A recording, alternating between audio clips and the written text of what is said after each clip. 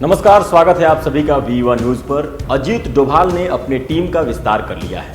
उन्होंने तय कर लिया है कि उनके साथ इस टर्म में प्रधानमंत्री मोदी की सहायता कौन कौन अधिकारी करने वाले हैं। इस वीडियो में आपको उन सभी अधिकारी के बारे में बताएंगे और NSA में कौन कौन शामिल हुआ है उनसे आपका परिचय कराते हैं। चलिए शुरू करते हैं। प्रधानमंत्री नरेंद्र मोदी ने अजीत डोभाल पर तीसरी बार भरोसा जताया है। अजीत डोभाल ने इस बार अपनी टीम में 3 डिप्टी NSA के साथ एक एडिशनल NSA भी रखा है, जिससे उनको काफ़ी मदद मिलने वाली है इस टर्म में और भी मजबूती से नरेंद्र मोदी विदेश नीति को अब कर सकते हैं। तो सबसे पहला नाम जो है डिप्टी NSA का वो है टीवी रविचंद्रन IB यानी इंफॉर्मेशन ब्यूरो के अधिकारी रह चुके हैं, प्रमुख रह चुके हैं। स्पेशल डायरेक्टर के रूप में उन्होंने IB में काम किया था।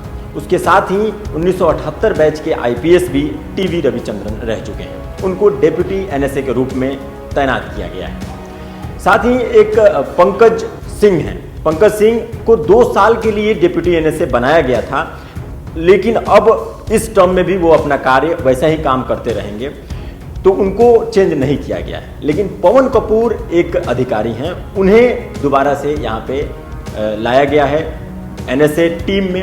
पवन कपूर कौन है, इसके बारे में भी आप जान लीजिए। भारत के कई मिशनों में काम कर चुके हैं और विदेश मंत्रालय में भी वो तैनात रहे हैं। तो पवन कपूर के पास काफ़ी अनुभव है विदेश नीति को लेकर, तो अजीत डोभाल की काफ़ी मदद करने वाले हैं इसमें। और एक बहुत बड़ा चेंज इसमें ये किया गया है कि पहले जो NSA डिप्टी NSA या यूँ कहें कि बहुत वरिष्ठ डिप्टी NSA जो थे, उनको अब एडिशनल नेशनल सिक्योरिटी एडवाइज़र बना दिया गया है। तो वो कौन है, उनके बारे में भी हम आपको बता दें। तो उस व्यक्ति का नाम है राजेंद्र खन्ना। 1978 बैच के अधिकारी हैं, रॉ के यानी research and analysis wing service के वो अधिकारी रहे हैं और 2014 और 2016 के बीच में रॉ के प्रमुख के रूप में भी इन्होंने काम किया है। तो काफ़ी अनुभव है इनके पास और पिछले टर्म में ये डिप्टी NSA के रूप में काम कर रहे थे और इस बार अजीत डोभाल ने फैसला लिया है कि एक एडिशनल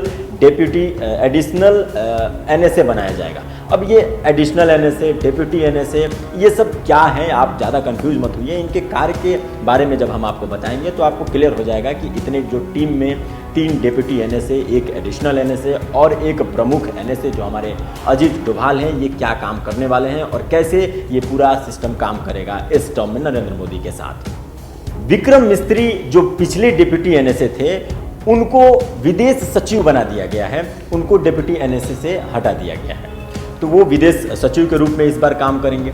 अजीत डोभाल को 31 मई 2014 को नरेंद्र मोदी के मंत्रालय द्वारा चुना गया था नेशनल सिक्योरिटी एडवाइज़र के तौर पर। वो लगातार तीसरी बार अब NSA का पद संभाल रहे हैं और अजीत डोभाल अब छोटा मोटा नाम नहीं है, उनको आप जानते हैं। और उनका नाम सबसे ज़्यादा चर्चा में तब आया जब इराक से भारतीय नर्सों को सुरक्षित वापस लाया गया। नागालैंड में जब सेना का हमारा काम इतना सफल हुआ, इन सभी जो प्रमुख काम हैं विदेश में जो हमारे सेना काम करती है, विदेश नीति में जो प्रधानमंत्री नरेंद्र मोदी का नाम होता है, इसके पीछे अजीत डोभाल का डिसीजन होता है, इसके पीछे अजीत डोभाल की रणनीति होती है। तो अजीत डोभाल अपने टीम में जिनको शामिल किए हैं वो भी छोटे मोटे नाम नहीं हैं, वो भी उनके बारे में भी हमने आपको बता दिया है। अब चलिए वीडियो के अंत तक पहुंचते हैं और आपको ये बताते हैं कि एडिशनल NSA की क्या ज़रूरत आन पड़ी और इनको क्यों बनाया गया। तो दरअसल ये NSA जो है, इसे देश की राष्ट्रीय सुरक्षा में बाहरी और आंतरिक सुरक्षा की सलाह के लिए और प्रधानमंत्री नरेंद्र मोदी को हर एक डिसीजन के बारे में रिपोर्ट देने के लिए रखा जाता है। और सरकारी पदों की कहें तो सरकारी पदों में सबसे उच्च स्तर का पद है NSA। इसमें एडिशनल NSA को इसलिए रखा गया है क्योंकि आंतरिक सुरक्षा जो है, जैसा आपने मणिपुर में देखा था, हुआ दंगा, नू की हिंसा हुई पिछले साल, तो जो आंतरिक सुरक्षा की बात है, इस पर नज़र रखने के लिए, इस पर रिपोर्ट रखने के लिए एडिशनल NSA को तैनात किया गया है इस बार। तो एडिशनल एनएसए का काम होगा आंतरिक सुरक्षा के बारे में रिपोर्ट देना, और जो डिप्टी एनएसए हैं उनका काम होगा कि एनएसए को यानी अजीत डोभाल की मदद करना जो बाहरी अंतर्राष्ट्रीय सुरक्षा के बारे में। तो कुल मिलाकर ये टीम जो है, हमारी एनएसए की टीम जो है, वो देश की रक्षा करने के लिए, देश के विदेश नीति को समझने के लिए और प्रधानमंत्री नरेंद्र मोदी को समझाने के लिए अब आ गई है कार्य में। तो देखना अब ये होगा कि नरेंद्र मोदी का ये पूरा 5 साल पूरा होता है अच्छी तरीके से, और इनके नेतृत्व में किस तरीके से हमारा देश आगे बढ़ता है।